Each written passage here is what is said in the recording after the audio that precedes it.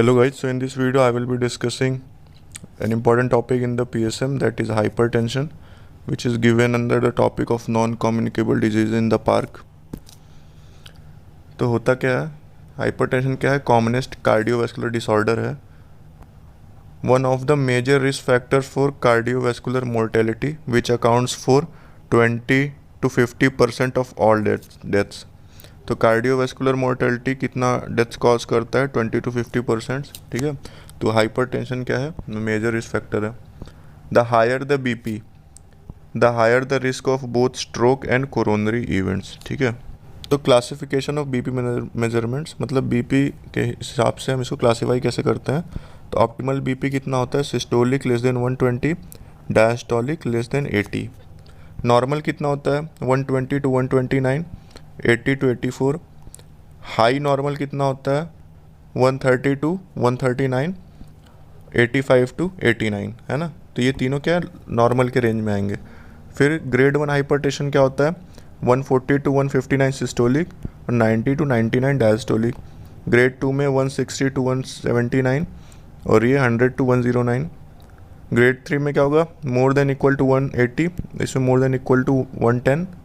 और isolated systolic hypertension क्या होता है, मोर देन इक्वल टू 140 और डायस्टोलिक हमारा लेस देन 90 होना चाहिए. तो ये टेबल अच्छे से याद होनी चाहिए, बहुत इंपॉर्टेंट टेबल है.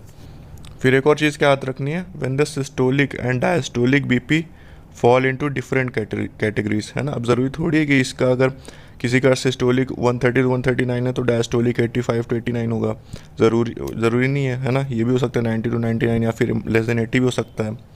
तो क्या करना है, the higher category should be selected to classify the individuals BP, है ना.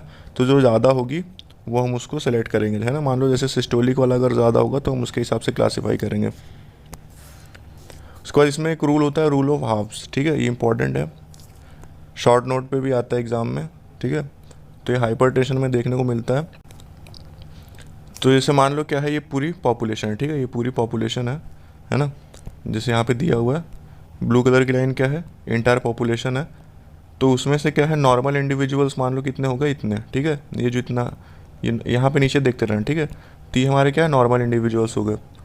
अब इसमें क्या है, जो ये येलो लाइन है, ठीक है, ये पूरे ये जितनी पॉपुलेशन है उसमें क्या है, हाइपरटेंशन है सबको. ठीक है, ये पूरी पॉपुलेशन को. अब उस पॉपुलेशन में से, ठीक है, उस पॉपुलेशन में से क्या होगा, जो हमारी 50% पॉपुलेशन होगी, ठीक है, जो ग्रीन लाइन के अंदर आएंगे. ठीक है, इतना मान लो ये 100% पॉपुलेशन जिसमें हाइपरटेंशन है. ठीक है, इसको 100 मान लिया. ठीक है, तो उसमें से 50 लोग क्या होगा, 50 लोगों का क्या होगा, individuals aware diagnose of hypertension. मतलब 50% लोगों का क्या, उनको पता होगा कि हाइपरटेंशन है या फिर उनका डायग्नोसिस बना होगा. ठीक है, अब इन 50% में से और उनका जो 50% है, ठीक है, इसका भी आधा, है ना. जो जैसे मान लो पहले 100 थे, उसमें से 50 हुए, 50 के अब कितने होंगे, 25. तो 25 लोगों को क्या है, तो अब जो ये रेड वाली लाइन है, ठीक है, अभी तो ग्रीन वाली लाइन हो गई है ना. 50% लोगों को पता है कि उनको हाइपरटेंशन है. अब जो उसमें भी 50% होंगे, ठीक है, तो उनका क्या है, ट्रीटमेंट होगा, है ना. आधे क्या हो गए, उनको पता था हाइपरटेंशन लेकिन उनको ट्रीटमेंट नहीं मिलेगा. उसमें जो 50% है केवल उनको ट्रीटमेंट मिलेगा. और उसमें से भी जो 50% होंगे, ठीक है, ये वाले लोग, है ना, ब्लैक वाली, जो ब्लैक वाली लाइन के पूरे अंदर आएंगे, तो उनको एडिक्वेट ट्रीटमेंट मिलेगा. ठीक है, मिल तो सबको ट्रीटमेंट रहा है इनको, है ना, पूरे ट्रीटमेंट मिल रहा है. लेकिन जो ये वाला पोर्शन होगा इसमें क्या है, इनएडिक्वेट ट्रीटमेंट मिल रहा है उनको, मतलब उनका हाइपरटेंशन कंट्रोल नहीं हो रहा है अच्छे से. और जो ये ब्लैक वाली लाइन के अंदर जो आएंगे, है ना, उनका क्या होगा, उनको एडिक्वेट ट्रीटमेंट मिल रहा है, उनका हाइपरटेंशन नॉर्मल रहेगा. ठीक है, तो क्या वो ऑल हाइपरटेंसिव्स, ठीक है, 50% डिटेक्टेड होंगे, 50% अनडिटेक्टेड रहेंगे. 50% जो डिटेक्टेड रहेंगे उसमें से 50% ट्रीटेड रहेंगे, 50% अनट्रीटेड रहेंगे. अब जो 50% ट्रीटेड रहेंगे उसमें से भी 50% क्या कंट्रोल होगा उनका हाइपरटेंशन और 50% का अनकंट्रोल, मतलब उनको अनएडिक्वेट ट्रीटमेंट मिलेगा, इनको एडिक्वेट ट्रीटमेंट मिलेगा. ठीक है, उसके बाद इसमें एक और कॉन्सेप्ट होता है, ट्रैकिंग ऑफ ब्लड प्रेशर. तो क्या होता है, बेसिकली क्या होता है इसमें कि मान लो अगर किसी को बचपन में मतलब किसी का बीपी हाई है तो फ्यूचर में चांसेस है कि उसका हाइपरटेंशन होगा, उसका बीपी हाई ही रहेगा. ठीक है, if blood pressure levels of individuals were followed up over a period of years from early childhood into adult life, then those individuals whose pressure were initially high in the distribution would probably continue in the same track as adult. मतलब अगर बचपन में high था तो बाद में भी high रहेगा, है ना. In other words, low blood pressure levels tend to remain low and high levels tend to become higher as individuals grow older. ठीक है. This knowledge can be applied in identifying children and adolescents at risk of developing hypertension future data. ठीक है. तो ये important tracking of blood pressure पे भी अलग से वेरी शॉर्ट नोट आ सकता है. फिर रिस्क फैक्टर के लिए, हाइपरटेंशन के लिए रिस्क फैक्टर क्या होते हैं? एक तो non modifiable, modifiable. Non modifiable में क्या? एज है ना, तो रिस्क इंक्रीज होता है एज के साथ. सेक्स, ठीक है, तो मेल में जो एडोलेसेंस एज होती है उसमें ज़्यादा कॉमन होता है, और फीमेल क्या है? मीनोपॉज के बाद. जेनेटिक फैक्टर है ना, अगर फादर और मदर को दोनों का हाइपरटेंशन है तो बच्चे को 45% चांस रहेगा उसको हाइपरटेंशन होगा.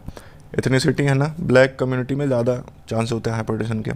मॉडिफाइबल रिस्क फैक्टर क्या है? ओबेसिटी है ना, अगर किसी का वेट ज़्यादा तो उसको हाइपरटेंशन होगा. साल्ट इनटेक है ना, साल्ट इनटेक क्या, अगर कोई बंदा 7 से 8 ग्राम डेली सॉल्ट इनटेक कर रहा है तो उसको हाइपरटेंशन का चांस ज़्यादा है. सैचुरेटेड फैट है ना, इसकी वजह से बीपी इंक्रीज हो सकता है. डाइटरी फाइबर है ना, इस अगर डाइटरी फाइबर अच्छा सही से ले रहे हैं तो बीपी नॉर्मल रहेगा. एल्कोहल, ठीक है, अगर कोई ज़्यादा एल्कोहल पीता है तो उसमें हाइपरटेंशन चांस ज़्यादा रहेंगे. फिजिकल एक्टिविटी, फिजिकल एक्टिविटी करने से क्या हाइपरटेंशन लो रहता है, स्ट्रेस से ज़्यादा हो जाएगा हाइपरटेंशन. ओरल कॉन्ट्रासेप्टिव्स से ज़्यादा होता है हाइपरटेंशन. ठीक है. प्रिवेंशन अब इसका करना है तो इसमें 2 टाइप के प्रिवेंशन होते हैं, primary prevention, secondary prevention. Primary prevention में 2 होती हैं, पॉपुलेशन स्ट्रेटजी और हाई रिस्क स्ट्रेटजी. अब प्राइमरी प्रिवेंशन अपने को पता है क्या होता है. प्राइमरी प्रिवेंशन की अगर रिस्क फैक्टर तो है लेकिन हम उसको क्या है, डिजीज़ होने से रोकेंगे. रिस्क फैक्टर तो प्रेजेंट है अपने इन्वायरमेंट में लेकिन हम उसे डिजीज़ होने से रोकेंगे. और सेकेंडरी प्रिवेंशन में डिजीज़ हो गई है, अब उसका डिटेक्शन करेंगे, उसका ट्रीटमेंट करेंगे सेकेंडरी प्रिवेंशन में. ठीक है. तो प्राइमरी प्रिवेंशन क्या होता है? All measures to reduce the incidence of disease in a population by reducing the risk of onset. ठीक है. तो पॉपुलेशन स्ट्रेटजी मतलब जो पूरे पॉपुलेशन में अप्लाई हो सके. ठीक है. तो इसमें क्या होगा? फिजिकल एक्टिविटी करनी पड़ेगी, है ना. डैश ईटिंग प्लान अपने को लेना पड़ेगा. ठीक है. डैश ईटिंग प्लान क्या होता है? Dietary approach to stop hypertension. इसमें क्या है? Consume diet rich in fruits, vegetable, low fat. ठीक है. Reduce saturated and total fat dairy products. ठीक है. फिजिकल एक्टिविटी में क्या है? रेगुलर एरोबिक एक्सरसाइज करनी चाहिए, more than 30 minute per day. Dietary sodium restriction कम, डाइटरी सोडियम कम लेना चाहिए. Reduce dietary sodium intake to maximum 100 millimole per day, इससे ज़्यादा नहीं लेना चाहिए. मतलब 2.4 ग्राम सोडियम और 6 ग्राम सोडियम क्लोराइड. ठीक है. मॉडरेट एल्कोहल कंजम्पशन से क्या है, हमारा हाइपरटेंशन मतलब बीपी लो रहता है, मतलब कम रहता है ना, मॉडरेट रहता है. Weight loss, maintain normal body weight, BMI अपने को 18.5 टू 24.9 के बीच में ही रखना है. स्ट्रेस रिडक्शन है ना, स्ट्रेस रिडक्शन कम करना है. टोबैको सीएसन जैसे स्मोकिंग हो गया है ना, तो उससे कम करना है.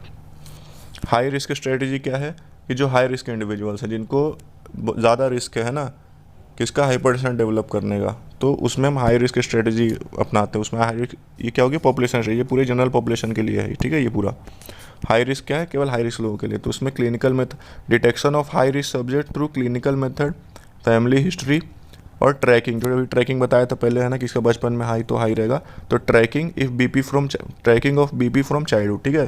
तो अपन क्या करेंगे, इन सब मेथड से क्या जो हाई रिस्क इंडिविजुअल्स है उनका पता करेंगे, फिर उनका ट्रीटमेंट करेंगे. ठीक है. उन पे ज़्यादा फोकस करेंगे. तो ये हाई रिस्क स्ट्रेटजी होगी, पॉपुलेशन स्ट्रेटजी, ये दोनों प्राइमरी प्रिवेंशन में आते हैं. ठीक है. ये दोनों प्राइमरी. फिर सेकेंडरी प्रिवेंशन में क्या है?